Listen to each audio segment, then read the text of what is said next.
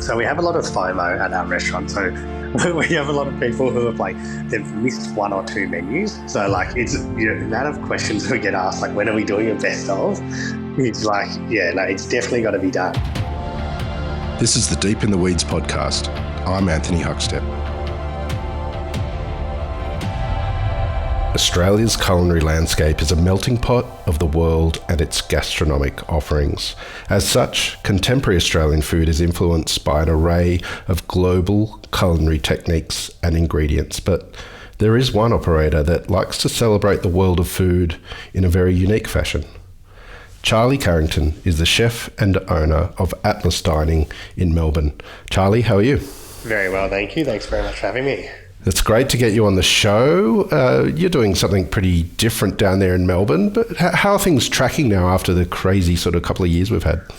Actually, very good, to be honest. Yeah, we've been, it's COVID and stuff was amazing for us, but at the same time, it's been, really good getting sort of back into it all and, having everything sort of back to normal. Yeah, is there a sort of renewed vibrancy in the dining scene there now, and especially leading into the sort of warmer climates that we're heading towards? Yeah, absolutely. So I've noticed, people are more happy than ever sort of to be out, and which is no surprise. But yes. Do you have a unique approach to Atlas Dining and what you do there? Tell us a little bit about what you're doing. Yeah, absolutely. So our whole concept of Atlas is we change our cuisine every 3 months. So big part of my life is, travel and food. And, I did this amazing trip when I was a lot younger that really got me inspired to sort of, work around the world and learn and all those sorts of things. So, I came up with this concept to really keep that going. So, every 3 months, literally go somewhere overseas, have a bit of a fun experience, and then obviously come back and make a menu based on that. So when we do the menus, obviously very loosely based on the cuisine. So we're about to launch our Greece menu. So it's it's really my interpretation of what I think, those flavours and, the techniques and the dishes I love are, without trying to be too authentic. What's the challenges with this kind of approach where you're sort of changing everything you're doing every sort of couple of months and delving into a new cuisine? What's the sort of challenges that you face doing that? Look, it's very, there's a lot of challenges doing it. I think as, obviously by the time, you get this amazing menu and these amazing dishes sort of almost perfected, and then you flip it all on its head again. So I think that's a big challenge in itself. And from a business point of view, it doesn't, it's obviously a lot of work. There's a reason chefs love to have a signature dish or something that, people come back for time and time again. And I think that you do definitely get efficiencies from doing it that way. But at the same time, I'm pretty, it keeps it really interesting for us as well. And I think the reason that we've been so successful is our, customer base just love the fact that they can come and have a, similar standard experience, but, the food and the menu is something they haven't tried necessarily before. Have you found it difficult to let go of certain cuisines and move into the next? When you're sort of, at that cusp of changing, is it difficult? Absolutely. And there's I think we're always keen to change the menu. We do love that sort of part of it. There is a lot of development. I think that's the most exciting part of the sort of job. But at the same time, I do think there's definitely been dishes that I'm sad to see go. I know that there's been some real smash hits that people have just loved. And you're like, oh, I wish I could keep that on, because you just know, obviously when you create a menu there's, particularly because we do a 5-course menu, there's always one or two dishes that, seem to always be the crowd favourites, and there's a few that we've really loved making as well. And it's when you have to get rid of the, what sort of is your best work, it is a bit annoying. Tell us a little bit about the process that you go through, in honouring a cuisine. What's the research that you do, and, how do you land on certain dishes? Is there one of the cuisines that you could use as an example? Yeah, definitely. So, which one would I choose? I think we've done 19 cuisines now. Look, yeah, I think one of the main things as well, with the menu, say, I've got an amazing Indian chef who works at Atlas Dining, and when we did the Indian menu, being able to obviously lean on his knowledge and heritage to sort of create the menu, but really using sort of seeing it through my vision. So I think that if we did Indian in from his vision, it would be very different. It'd be probably a lot more authentic. It would be, all those sorts of things where when I went over there, I was like, this is what I love, this is what I saw, this is all the things I wanted to create. And then I sort of created the menu and the idea of it. And then he was able to really just help add that extra, the bit that sort of makes it really amazing, which I thought was really cool. And we learned heaps from, that, for example, just the way that he was toasting spices in a certain order, things that we just wouldn't know by not growing up eating that food all the time. And even recently we had we did our Taiwan menu, and one of my previous chefs came back and helped us for the sort of first few days with that. And once again, came in his Taiwanese, and he just gave this amazing, just that extra touch to it that made it that little bit more authentic. And I think, once again, in the kitchen, we all learnt a lot from that. Well, I want to explore what you're doing in greater detail shortly, but take us to when you were young. Where did you grow up, and what sort of role did food play for you? So I grew up in Brighton in Melbourne, and food was always definitely something I was interested in. But I didn't actually finish school. So I did leave school, I think, at age just under 16 or almost 16. So the end of year 10, and I just went straight into my apprenticeship, and that sort of I was working at Stokehouse downstairs, and I think that really was once you've sort of gone all in by leaving school, I think that was really the the point where I was like, I already knew that's what I wanted to do, but making that step was a great step to do. What was it about chefing that sort of caught your attention? So the thing about chefing, I think, because I'm only 29 now, so I think that when I was, when I was, say, 14, 15, it was probably, at the time when there's some food TV was on. So, for example, things like MasterChef were probably starting or had just started or around that time. Then we had Gordon Ramsay with his different TV shows. I think that I was, as a young kid, you're really mesmerized by wow, what is this industry? It's got some sort of military style, precision to it and hard work, but also, at the end of the day, you're producing, food, and it's, it's sort of fun, and, it's a different career as, using your hands without sort of, going into building or anything like that. So I just loved the creativity of it, and I really loved the idea that it was quite not strict, but also there's definitely a system to follow, and, the kitchen brigade, how they all work together and all that sort of stuff. So that was really the inspiration. And then once I entered the kitchen, I think that you see it how it is, and it was wow, this is really cool. In those sort of early years as you were starting to build your career, who were the really important people and venues that you worked at? So I worked at Vue de Monde. I did my apprenticeship there, so after Stokehouse. So that was great. So I was 16 when I actually started at Vue de Monde. That was a pretty good experience, as you can imagine. And that was under Chef Corey Campbell at the time, and he was, really, really good in, training me. And I would have had zero basically skill, and for him to sort of take me on and let me, I would have been the first one there and the last to leave every day, but certainly would have been probably the one to make the most mistakes and ruin everything. And looking back, it's pretty funny actually, but. And also a chef called Matt Ave, who's the head chef at restaurant Gordon Ramsay. I went over there and did a stage before I started at Vue de Monde, and he was the chef that said, when you go back to Melbourne, make sure, go to the best place. And he'd worked there previously, so he's that's the place you need to go. And that was, very, inspirational. And then, besides that, some in my, other chefs in my career that I've worked for was Lennox at Firedor was a really big inspiration. So I worked there for about the first year they opened. And Firedor, look at how far they've come. At that time, it was a la carte. It was very, still the same beautiful standard, but it was definitely a little bit different to what it is now. And now, look at the level they've gotten to. Yeah, Lennox sort of really changed some thinking about cooking in Australia and cooking over fire and that approach. What did you take from your time there, and what was he actually like to work with? Well, I've actually kept a very, very close relationship with him ever since. He's been, earlier this year, we went to Abu Dhabi together to do a cooking event, and, he was been pretty amazing that, considering, I wasn't there for that long. But one thing that I think really was good about working there is as a chef in fine dining, you do a lot of things like induction cooking or sous vide or all these types of things at, sort of high-end restaurants. And then to sort of be thrown in the deep end of like, particularly when it was a la carte, like I remember some of the crazy services that we used to have, and it would be like, just you might have, and he's very big on his seafood, so, you might have 8 to 10 different types of fish or seafood, and, you're like running the service, cooking them all perfectly over coals, using different woods. Like it was just a lot.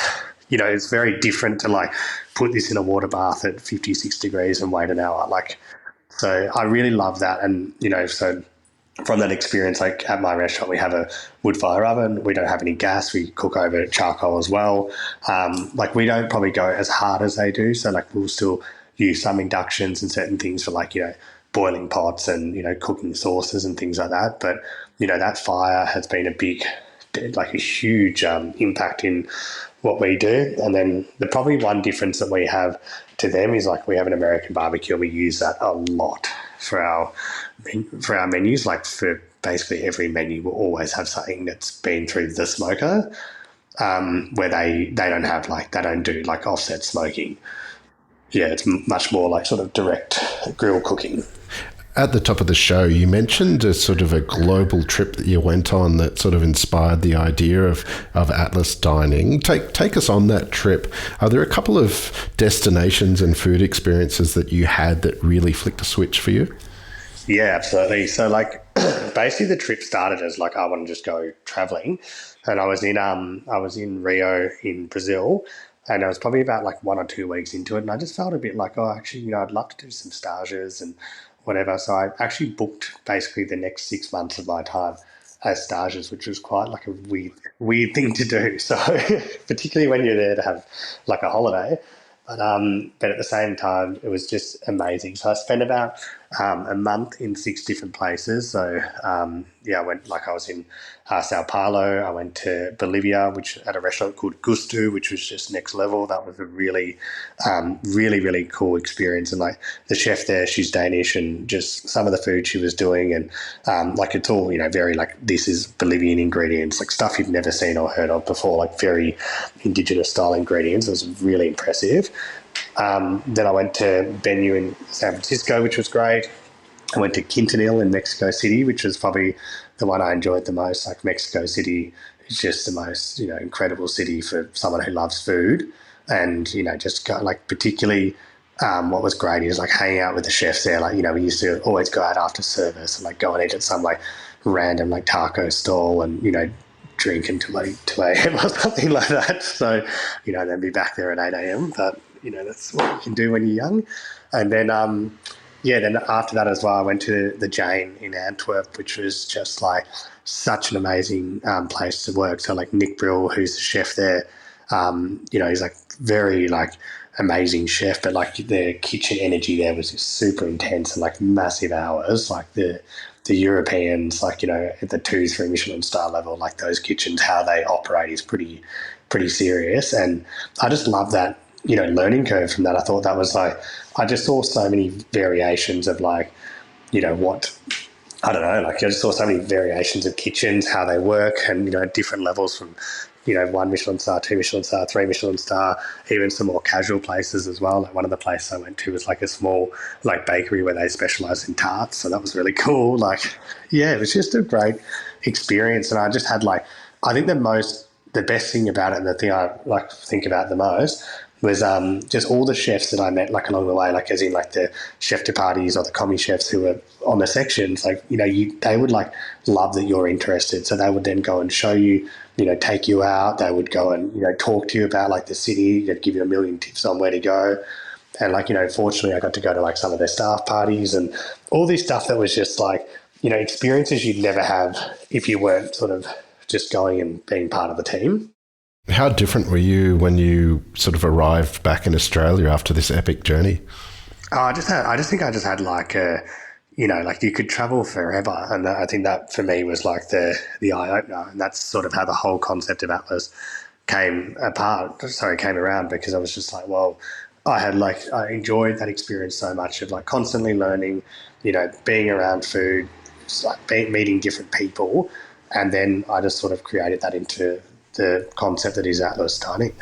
Well, tell us about getting that up off the ground. How did you find a site, and what was it like getting it up and running?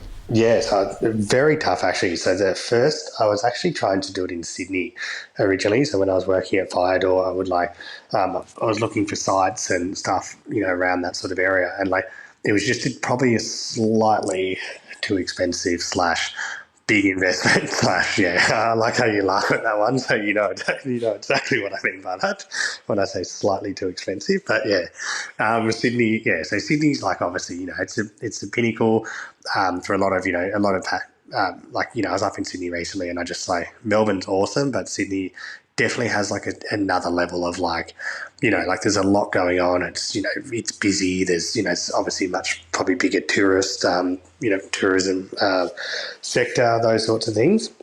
So I'd had to go in Sydney, and then it just wasn't working. So I was like, well, I'll move back to Melbourne and have a look there. And then 4 days later, I actually found the site. That it was just like on one of those real estate websites. Found the site, and I was like, let's go have a look. And it was pretty disheveled, like the building. It was used to be an Indian burger restaurant, and they just they had it was called Get That India, so which is pretty weird. And like the kitchen and the place was pretty bad. But it was like I was fortunate. My brother and another one of his friends were happy to like help me at the start to get get it all up and running. So took over the lease and then sort of built the building, and I'm really glad that I did it properly, got the right design done, and really like invested in like the kitchen. Like we haven't really had to change anything in the 7 years we've been there, so that's been a good like learning curve, I think, is like doing things properly. And then it took about 4 months to build, and then in September 4th 2016 is when we opened. And then so when we opened, it was like you had this quite a crazy concept. There was a lot of like probably chatter of people going, what is this? It's very, hadn't really been done before. So I feel like people were like, there's definitely a few people in the industry who are a bit like, oh, really? Like, it's a bit weird, but that's okay. You're always going to have that. And then basically, so we opened, and at the start, like particularly the first week or two, like we were definitely not busy. Like it was like, we might be doing 15 covers, 20 covers, something like that. But, we were very fortunate that Jemima Cody, she came in and did a review on us, and we got a 15 out of 20, which, gave us that chef's hat, which was the absolute ultimate goal / dream. So that was, that was amazing. So it was about month one, so 4, 5, 6 weeks into us opening, we got that review. And that really just kicked it into gear. Like it was pretty crazy after that. And to be honest as well, like it was good probably being a little bit quieter at the start, like because, you're just trying to work out like how to do everything essentially. And like, this was it was a big step to go in and sort of do your own restaurant. Like I was 22 when we opened, and it was pretty wild. What was it like for you trying to get a handle on running a business, managing people, creating a menu? What were the challenges? I think that there's an unlimited amount of challenges, like there still is, but I think that like that sort of being a bit naive is actually probably the best thing. Like I actually think now that with what I have like sort of done now and all this sort of thing, like if I was starting now, I actually reckon it would almost be harder because I know a lot more. Where if I was starting out for the first time, I mean, like as you get older, you sort of learn a bit more, you see everything. Where like there, I was just like obviously a lot of passion, very naive, and like just almost a bit crazy enough to just have a crack. And I think that was like the best thing ever, because it means you just dive in head first. Where I think as you get older, you probably have a bit more responsibility, so you're probably not as wild, but all the challenges were like, obviously hiring people for the first time, that was a, huge challenge, and like, getting that team right, dealing with the guests as well, like, making sure that, we were basically making sure that we were making sure all our guests were really happy. Also like just little things, like even like, costing your menus correctly, all these sorts of things, because I was probably a bit like just freestyled it, which worked, but I think that, you probably wouldn't be able to I wouldn't be able to get away with that now. Let's put it that way. You mentioned that you've done 19 different cuisines now, or different menus. What was the very first one? Vietnamese. Wow. Yeah. Do you remember the menu? Can you take us through it? Yeah, so I remember a few of the dishes. Like it's funny, we have guests who come in all the time. They're like, "Oh, we tried this menu, and that this dish we loved." And I'm just thinking, "Oh, I don't even remember that." Like, we've done so many dishes now, but so of the Vietnamese menu, the best dishes were we did this it was like a Wagyu beef pho tartare. So it was like basically like we slightly grilled the beef, chopped it, made this amazing sort of like chili and garlic dressing, bit of fish sauce, lime juice, and then we did like a really beautiful spice mix and this like egg jam with it, and it was just really like had those faux flavors without being a pho. Like so that was really love that. And then we just did this wood roasted cabbage that we sort of stuffed with some oysters and a bit of egg and made almost like a custard inside the cabbage. And that was with this like fish sauce butter. That was really nice.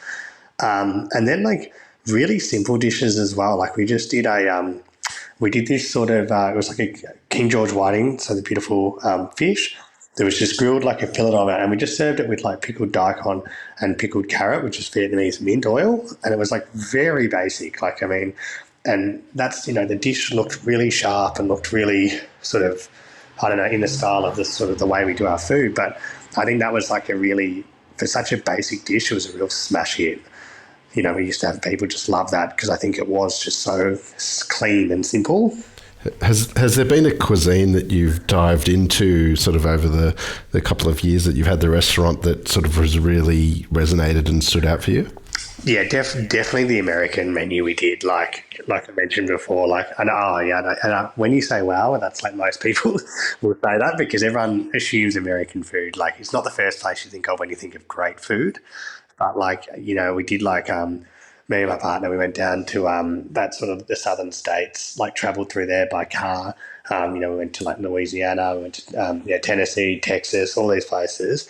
And like it was just so amazing to like see all the different smokehouses, all the just incredible restaurants, in New Orleans, fried chicken with like collard greens and grits, and when you see it done like super well, it was like wow. And what I really loved about that menu is like that's the first menu where we've like gone and bought a piece of equipment, which was the obviously American barbecue, and like learning to use that. Like we had the guys, this guy Steve from Burn City Smokers in Melbourne. He like was so generous with his time and sort of helped us learn how to do it. Because there is a bit of an art to smoking, and like there's a reason there's like pit masters and stuff exist, because it's not easy. And that was just fantastic to learn something that's like so brand new. Like I never ever thought I would be doing American barbecue.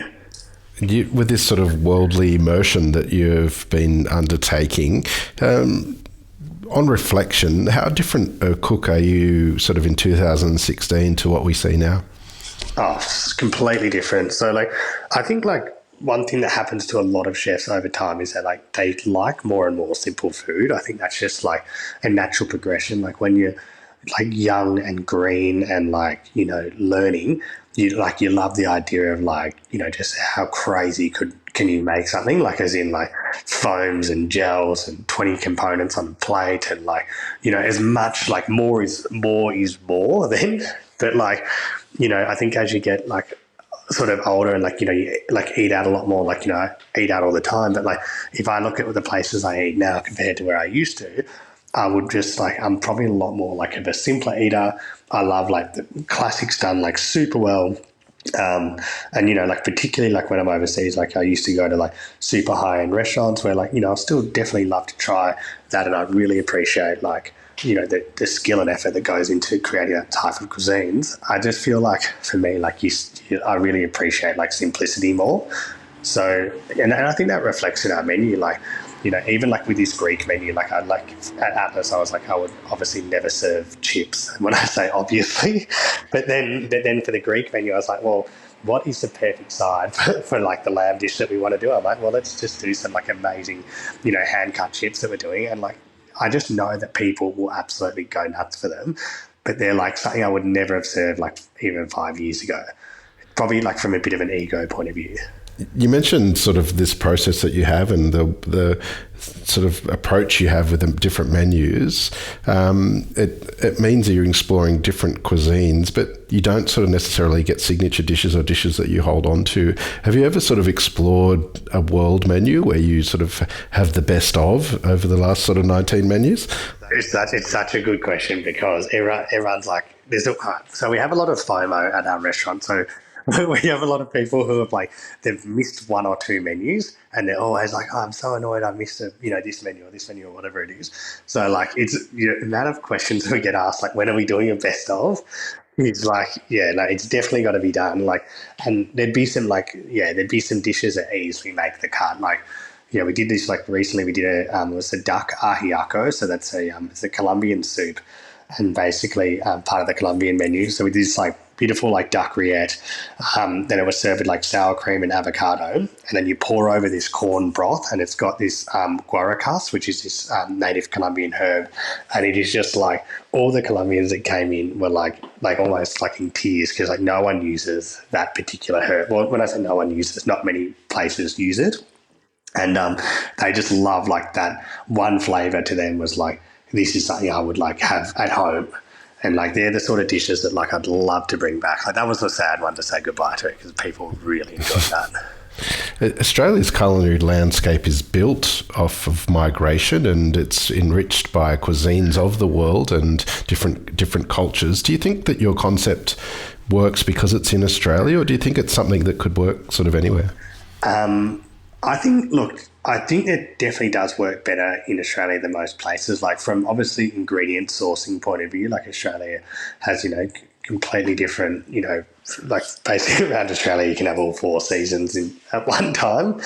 I think as well, people here are receptive to trying things, and I think, because Australia doesn't necessarily have an Australian cuisine, I feel that something a little bit experimental like what we're doing, and as long as it's done in good taste, I think works really well. We never want to try and take anything away from the cuisines that we're cooking or try and say that, anything we're doing is necessarily authentic. We're just having some fun with what we want to do. But I think here it would work really well, and there's maybe a couple of places overseas I could see, say America or something like this could work. Say in the States they love a strong concept. I think that's what really makes the businesses over there stand apart. But I think here is great, and I think that hopefully what we're doing lets people get a bit more creative with what they want to make. How far ahead do you plan? You mentioned the Greek menu, but are you planning sort of the next sort of 4 menus after that, or how do you look at things? So that would definitely make sense, and that's what we should be doing. But I think we definitely 1 or 2 ahead. I think we're going to do Greece, and we want to do Moroccan over summer. It's as we change it seasonally, it's just really choosing places that are going to work, and I think that and you just got to one of the things at the moment a lot of restaurants have slowed down a bit due to what's going on just globally, I think economically. So the last menu we chose was Spain, which finishes later this week, and basically that was a really good choice during winter because Spanish cuisine is really not a hard sell. Where I think when, say over summer, where you're just going to be absolutely run off your feet, you could definitely choose something a little bit more left of centre. Yeah, so there is definitely something to be said about choosing wisely. In Australia, everyone loves European cuisine, so I think they're really strong choices. Where say Asian cuisines, I feel there's so well represented here. I reckon the Asian food in Australia is as good, if not better, than a lot of the Asian food I've eaten in Asia, which is a huge call to make. But I just think Australia does Asian food so well. So that's probably not one I would choose over winter, just because there's just serious competition. With such a unique approach to the offering that you have there, how do you describe your cooking? Oh, that's a good one. No, I think my cooking is basically it's very in our own style. So although we're always taking so much inspiration and ideas from different cuisines. Like at Atlas, like there's certainly things that you can sort of always expect. Like I know our diners would like, there's certain things that they know that we do or we love to do. So, but yeah, like I think that our food, like I said earlier, definitely getting more and more simple and just like, yeah, really focused on like, yeah, flavor and execution more than anything. And I feel like one thing that we do have is like definitely a little bit of a style, like in our presentation. So we're pretty big on that. Like I love that like our food does look slightly unique. Well, you're doing some amazing things there in Melbourne. What do you love about what you do? What I love about what I do is obviously it has enabled me to like be able to like sort of travel the world, run a great business, but also, have a lot of fun doing what I'm doing. Like I think that's really the key for me was always like, how do you keep that, the idea of like traveling forever going, but also being realistic that real life is also a thing. And it's enabled me to be able to sort of like live that passion, I think, of travel and experience. Like I've been to about 50 countries now.